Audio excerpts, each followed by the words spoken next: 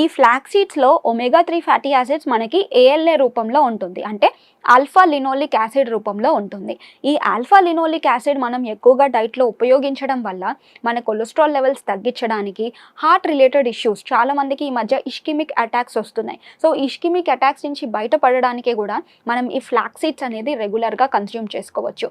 Flax సీడ్స్లో మనకి fibre content అనేది ఎక్కువగా ఉంటుంది, అండ్ దీంట్లో ఇంపార్టెంట్ ఇంగ్రీడియంట్ లిగ్నిన్స్ అని ఉంటాయన్నమాట. సో ఈ లిగ్నిన్స్ అనేది మనకి బవల్ మూమెంట్ కరెక్ట్గా అవ్వడానికి, అండ్ చాలా మట్టుకి మనకి ఇది యాంటీ ఇన్ఫ్లమేటరీ ప్రాపర్టీ లాగా కూడా హెల్ప్ అవుతుంది, అండ్ క్యాన్సర్స్ ఏమన్నా రాకుండా ఉండడానికి కూడా ఈ లిగ్నిన్స్ హెల్ప్ అవుతాయి అన్నమాట.